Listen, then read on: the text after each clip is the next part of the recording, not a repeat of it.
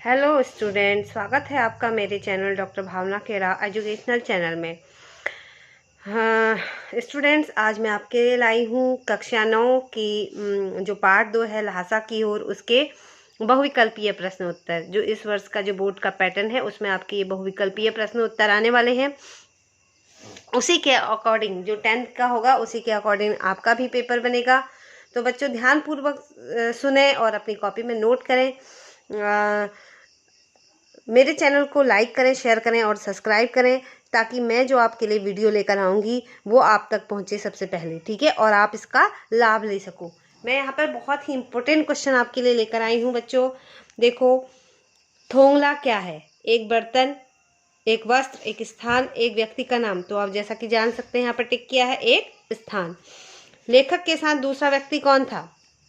सुमित, सुमति, सौमित्र या सुमिति? तो कौन था? सुमति। तिब्बत में सबसे खतरे की जगहें कौन सी हैं? थाने, डाड़े, डांडे, ढाणे। तो सही उत्तर क्या है? डांडे। कुची कुची का क्या अर्थ है? धीरे धीरे, परे परे, कुछ कुछ, दया दया। तो कुची कुची का अर्थ है दया दया, ठीक है। लेखक किस तरह अपने घोड़े पर झूमता हुआ चला जा रहा था? लेखक किस तरह अपने घोड़े पर झूमता हुआ चला जा रहा था? किस तरफ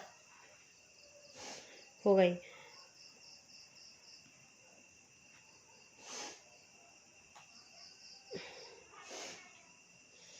लेखक किस तरह अपने घोड़े पर झूमता हुआ चला जा रहा था। ये इसका आंसर बच्चों ये रॉन्ग है। अभी आप इसको नहीं लिखना, मैं इसका आंसर आपको बताती हूँ। क्योंकि जो ये नाम है, ये प्रश्न कोई और है, इसका उत्तर कोई और हो गया, क्योंकि ये जो नाम है किसी लेखक का है, ठीक है। लेखक जहाँ पर से गलत रास्ते पर चला गया था वहाँ कितने रास्ते फूट रहे हैं? 4, 3, 5, 2। तो कितने? 2। लेखक गलत रास्ते पर कितने मील चला गया था? ये सब जानते हैं आप, 1.5 मील।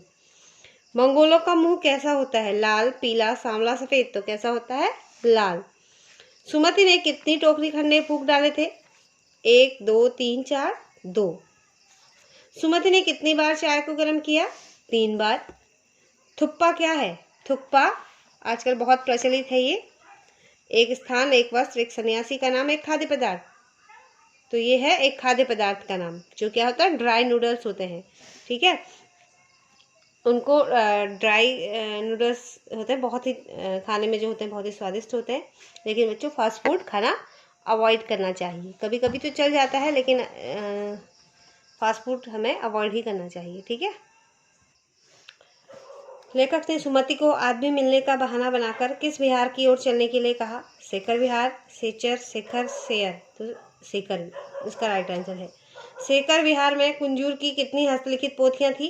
103, ठीक है। शेखर विहार में रखी हुई हस्तलिखित पोथियों में प्रत्येक का वजन कितने कितने सेर था? 15-15 सेर। तिब्बत में महिलाएं किस बर्तन में चाय देती थी? खोटी में। खटी, खिटी, खीट नहीं, खोटी में। सामान ढोने वाले को क्या कहते हैं? भरिया, भरिया, भीरिया, भीरिया। तो क्या कहते हैं? भरिया। ये जो स्पेलिंग है ये सही है। किस भिक्षु से दवाई लेकर लेखक चल पड़ा? नमस्स, नमसे, नेमस और निम्मत। तो किससे? नमसे से, ठीक है। राइट आंसर है यहाँ आपका नमसे।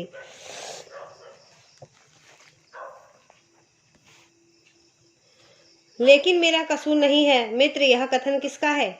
लेखक का। नमसे का नहीं है, सुमति का नहीं है, चीनी का नहीं है। ये कथन किसका है? लेखक का। लेखक कहाँ जाते हुए रास्ता भटक गया था? लंकोर। अब इसको बहुत सारे लोग इसको उच्चारण करने में गलती करते हैं। ये लंकोर है, लंकोर।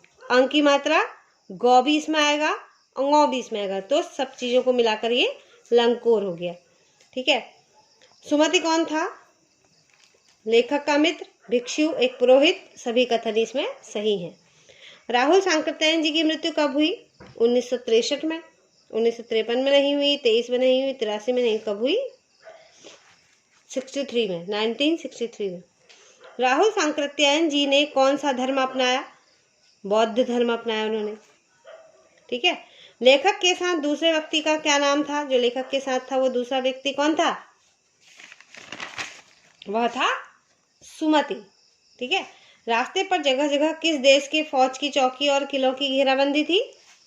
चीन की। तिब्बत में चीन का अधिकार है ना, तो आधे तिब्बत में चीन ने अधिकार किया हुआ है। वैसे भी तिब्बत में चीन आते अपने अधिकार करता रहता है, तो वहाँ चीन की फौज की चौकियाँ थी और किले थे, ठीक है। वह रास्ता प्रमुख रूप से किन के प्रयोग में आता है? आम लोगों के, व्यापारियों के, किसी के भी नहीं, सैनिकों और व्यापारियों के। तो यहाँ राइट आंसर है सैनिकों और व्यापारियों के। ल्हासा की ओर नामक पाठ के लेखक का क्या नाम है? मोहन सांकृत्यायन, राहुल सांकृत्यायन, प्रेमचंद, रविदास। तो यह क्या है? राहुल सांकृत्यायन। इस पाठ में कहाँ की यात्रा का वर्णन किया गया है? नेपाल, चीन, तिब्बत, भूटान। तो कहाँ की यात्रा का किया गया है? तिब्बत की। उस समय भी भारतीय को कहाँ जाने की मनाही थी? तिब्बत जाने की मनाही थी, ठीक है। वहां मौजूद एक व्यक्ति ने लेखक और उसके दोस्त से कितनी पर्चियां की मांग की? 2 पर्चियों की मांग की, ठीक है।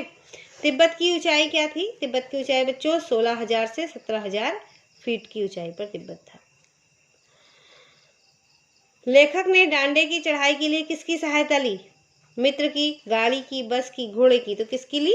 घोड़े की। तिंगरी, अब यहाँ भी ये तिंगरी साउंड होगा, देखना। तिंगरी में मैदान की क्या विशेषता है?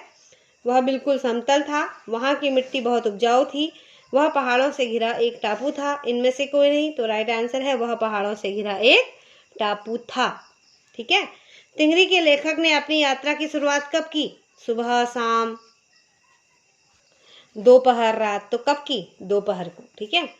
तिब्बत की जमीनों पर किनका आधिपत्य था? मजदूरों का, सरकार का, लुटेरों का, जागीरदारों का। किसका था? जागीरदारों का।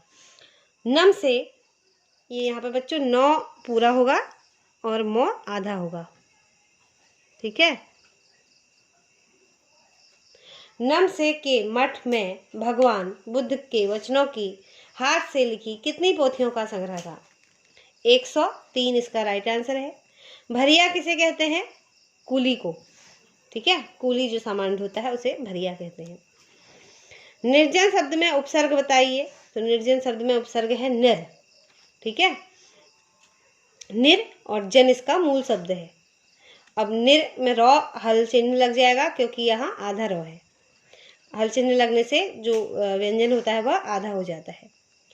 तिब्बत की महिलाएं किस बर्तन में चाय देती थी? खोटी में। इस पाठ का नाम ल्हासा की ओर है, सही है? ल्हासा की ओर है, सही है, गलत है? तो ये गलत होगा क्योंकि ल्हासा आधा लो यहाँ पर आएगा, ल्हासा होगा तो ये गलत होगा, ठीक है। नेक्स्ट क्वेश्चन आप देख सकते हैं।